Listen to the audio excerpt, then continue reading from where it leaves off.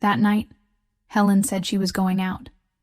It was Tuesday, book club night, the only place where she still felt whole.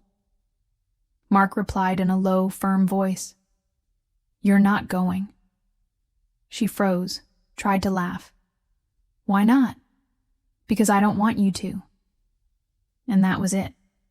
Later, with the book closed in her lap and the house lights off, Helen understood. It wasn't about love anymore. It was about control. And she was letting it happen. How do we realize we stopped being free? When it still feels like love. This story begins with Helen, not very enthusiastically, cutting out a pumpkin pie recipe from a grocery store magazine. It was November, and the cold was already stiffening the mornings. In her house, everything was functional. The kettle that whistled on its own, the porch light she always forgot to turn off, the bed always too neatly made for someone who slept alone. Helen was 43. She had lost her husband in an accident 3 years earlier, and since then, she had been living a life on pause. She worked as a librarian at a public school, smiled automatically, and replied, "All good," far too easily. It wasn't sadness, it was absence, and time kept passing as if nothing demanded urgency anymore. Her only space to breathe was the Tuesday night book club at the community library, a small group of women who read together, discussed characters, and shared confidences more freely than they could at home. There, Helen laughed again. There, she still remembered that she liked Russian literature, jasmine tea, and writing in the margins of books. It was on one of those chilly afternoons, leaving the library with a copy of Middlemarch under her arm, that she met Mark. He was leaning against the counter at the local coffee shop, chatting with the barista about an author she also loved. Helen jumped into the conversation, and he smiled like he had been waiting for her to do just that. In the days that followed, he showed up more often. They started talking, then meeting up. Mark was charismatic, attentive, and said she was different from the women he usually met. He called her at night, texted her during the day, said she had something rare. Lightness and depth at the same time. Helen, at first, doubted it. She no longer knew how to give herself to something new. But after so long frozen, his constant presence felt like a thaw. And even though she couldn't quite name what she felt, she liked the idea of being noticed again. In the beginning, being with Mark felt easy. He laughed easily, told great stories, knew books and old bands, and made pancakes just right. When they were together, Helen felt interesting again. Not just functional. It was as if he reminded her of parts of herself that had fallen asleep. But over time, the small comments started to repeat. "That blouse doesn't suit you." "You always read that kind of book?" "You should rest more. You keep busy with all these women's meetings." They were offhand remarks, always said with a smile. Never as criticism, just opinions. But little by little, Helen began adjusting her behavior. She chose different clothes, read lighter books, skipped a meeting or two at the club because she was tired. Not because he demanded it, but because she didn't want to disappoint him. Mark said he just wanted to take care of her, that she deserved someone who paid attention to the details. And she believed him. After so much time handling everything alone, that care seemed fair, deserved, almost romantic. And when he casually said one night that those book club women seemed a little bitter, Helen didn't respond. She just smiled faintly and changed the subject. The first crack came on a Tuesday. Book club day, the only appointment Helen never missed. That afternoon, her book was already set aside, her bag packed, her coat on the chair. Mark arrived earlier than planned, brought flowers, opened a bottle of wine, said he missed her and wanted a dinner just for the two of them. Helen smiled, thanked him, but gently said she already had plans. He didn't smile back. He was silent for a few seconds, then said, "You're really going to leave to chat with those women when you could stay here with me?" She hesitated, said it would only be an hour, that her friends were already expecting her. Then he looked at her, calm and direct. "You're not going." She froze. Tried to argue, but he repeated, "Stay. I need you here." Helen nodded. Didn't argue, didn't explain. She just stayed. When one of the women from the group messaged asking if she was okay, Helen replied quickly, almost without thinking, "I just felt like staying home today." Later, while he talked about his day, she tried to look present. But inside, something had already shut down. That night, sitting alone in the kitchen, Helen looked at the book still in her bag. She hadn't even opened it. And it was in that silence that the pain began. Not because he said no, but because she accepted it without even trying to go. After that night, Helen started reorganizing her life around him. Meetups with friends became rare. The book club, awkward to bring up. She started thinking twice before wearing what she liked, before speaking her mind, before talking about the books she read. Mark never forbade anything in anger. He just wrinkled his nose, made light jokes, said he preferred things another way, and to avoid discomfort, she changed. One adjustment at a time. A skirt that stayed in the closet. A book she didn't finish. A thought she didn't defend. In the beginning, Helen called it partnership. Then balance. Later, she stopped calling it anything at all. She started listening to herself less. Felt desires but swallowed them. Thought of saying something but didn't. Sometimes she laughed at things that weren't funny, just to avoid tension. And when she missed being alone, she felt guilty about it. Mark said he loved how discreet, careful, and calm she was. And Helen, without realizing it, began to fit herself perfectly into that mold, not out of fear, but because she believed that if she were easy to love, no one would leave her again. The most painful part wasn't what he asked for. It was what she stopped being just to not upset him. The silence didn't come all at once. It spread through the cracks. In the messages Helen no longer replied to. In the club meetings she forgot to confirm. In the books piling up by the bed, unopened. She no longer wrote in the margins or underlined sentences. She read without engaging, lived without listening to herself. The house was always tidy, life with Mark, predictable. But something inside her felt messy. On Sunday mornings, Helen would stare out the window, mug in hand, thinking about everything she had stopped doing. Not with anger, but with exhaustion. The kind that sleep doesn't fix. The weight of constantly trying not to disturb. The women from the group sent messages, invited her, asked how she was. She'd say she was swamped at work, had other commitments, that everything was fine, always with that polite tone of someone who wants to close the subject. But every time she said, "I can't make it today," Helen felt herself drift further from who she used to be. She started feeling empty even during the good moments. Dinners with Mark felt scripted. He talked, she listened, he gave opinions, she agreed. And when she disagreed, she did so carefully, like walking on glass. The book club still met every Tuesday, in the same room as always. But now, just walking past the library, Helen picked up her pace, like avoiding a mirror. Tuesdays became the cruelest reminder. Every week at the same time, Helen looked at the clock and did the same thing.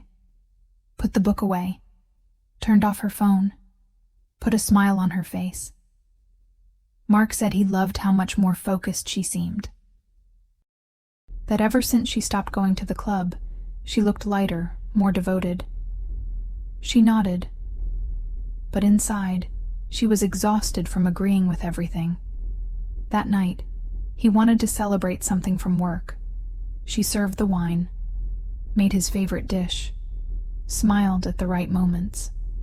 But while washing the dishes, her hands wrinkled from water, Helen found herself silently asking, "What part of this house is still me?" After he fell asleep, she sat on the couch, staring at the empty bookshelf. She hadn't read in weeks, hadn't written anything, hadn't really laughed. She had deleted the group messages, stopped replying to her friends, and realized she was living his life, with her name on it. The question was no longer, "How do I get out of this?" It was, "Is it too late to start existing again? Let's find out." But first, if this story is making sense to you, if it resonated with you in any way, subscribe to the channel so we can keep telling stories like this. And before we continue, leave your like. Thank you for your support. It was supposed to be a quick trip to the store. Helen needed tea, bread, and a bit of silence. She had learned to move fast down the aisles. She didn't want conversation, didn't want questions. But at the end of the cereal aisle, she ran into Lisa. Lisa, with the same calm smile as always, opened her arms without hesitation. "Helen, you've disappeared." Helen froze for a moment. Then, with a smile that didn't reach her eyes, she replied, "Just a busy phase. Lots going on." Lisa nodded without judgment, then said, as if saying something that simply needed to be said, "We miss you. The club's not the same without your thoughts." It was a simple sentence. But Helen felt as if someone had turned a key inside her. It wasn't about the club. It was about being remembered. About still existing for someone outside that relationship. Outside the script she had been following for weeks. Lisa said goodbye with a gentle hug and walked away. But Helen stood there for a while, staring at the shelf like she had forgotten what she came to get. She bought the tea, forgot the bread, and went home in silence. That night, she made dinner, listened to Mark talk about a long meeting, a coworker who annoyed him. She nodded, pushed food around on her plate, but inside, all she could think about was Lisa's sentence. "We miss you." Not "we miss you at the group." Not "you've been missed at the meetings." Just you. The person. The presence. The woman who showed up and said what she thought. The one who read, who laughed, who still knew what she liked. Later, lying in bed next to him, Helen couldn't sleep. She stared into the dark, thinking, if I said I wanted to go back to the club, would he let me?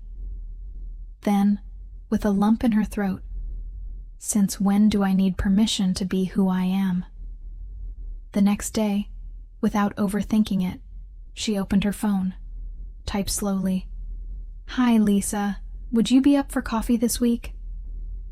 And just by sending it, she felt something she hadn't felt in a long time. Relief. The coffee with Lisa was on a Thursday, 2 p.m, a quiet place Helen used to go before everything. She arrived early, sat by the window, ordered jasmine tea, her favorite, though she hadn't had it in months. When Lisa arrived, Helen tried to keep a smile, keep things light. But after 2 sentences, she broke down. She talked about the nights she felt disconnected from herself, about the clothes she stopped wearing, the books she no longer read. She spoke about the day Mark asked her not to go to the club, and how she obeyed without reacting. Lisa listened in silence. And with the calm of someone who understands what doesn't need to be said, she simply replied, "You're still in there. You just need to remember how to come back." That afternoon, Helen went home with a pounding head. It wasn't anger, it was clarity. She started small, made the tea she liked, read 2 chapters of an old novel, sent a message to her daughter without filtering how she felt. When Mark called later, she picked up. He talked about his day, made plans for the weekend, asked why she was so quiet. Helen replied with a calm that even surprised her. "I'm just listening to myself a little." The following Tuesday, she didn't say a word. She just grabbed the book of the month, wore the blouse he said was too much, and left. She drove to the library like someone coming home.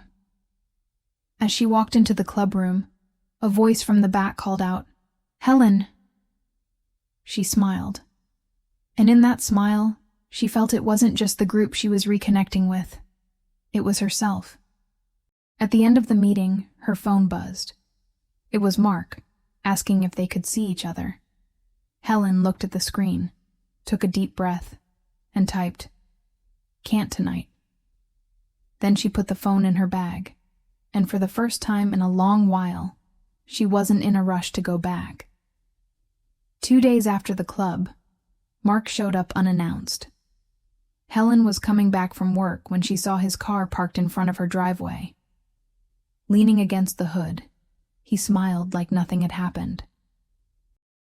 "You vanished," he said, with that tone between offended and needy.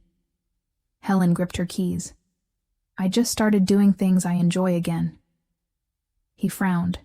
"You didn't talk to me, didn't reply, you canceled dinner. What is this, Helen?" She didn't answer right away. She noticed how he still spoke in plural when referring to her plans, as if they belonged to him. Mark stepped closer. "I get it. Sometimes you need space. But this is becoming distance. And I don't deserve to be punished for loving you too much." She took a slow breath. "What you call love made me smaller. And it didn't even happen with yelling. Just little by little. You took pieces of me." He shook his head. "You've been listening to those women too much. You're turning into someone else." Helen looked him in the eye. "No. I'm going back to who I was before you taught me to be afraid of disagreeing." He tried to laugh, but it faltered. "You're overreacting. All I ever did was take care of you. You took care of me like someone who fences in, not like someone who walks beside." She said it calmly. "And I accepted it, out of fear of being alone again. But you know what? I was already alone, even with you there." Silence landed like a weight. Mark looked away, gripped his keys. "Good luck then," he said, and got in the car.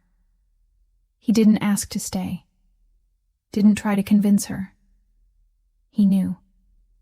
Helen stood still until the sound of the engine faded. She didn't cry, didn't tremble, just took a deep breath and walked into the house with a strange lightness, like ending something that had already ended long ago. That night, she made jasmine tea, sat on the porch with a blanket over her lap, the book open, and a pen in hand. She crossed out a sentence, wrote a new one beside it, and whispered to herself, "I'm here. I'm still me. And this time, I'm staying." She didn't feel euphoric or instantly relieved. It was deeper than that. It was the peace of someone who, for the first time in a long while, owed no explanation to anyone.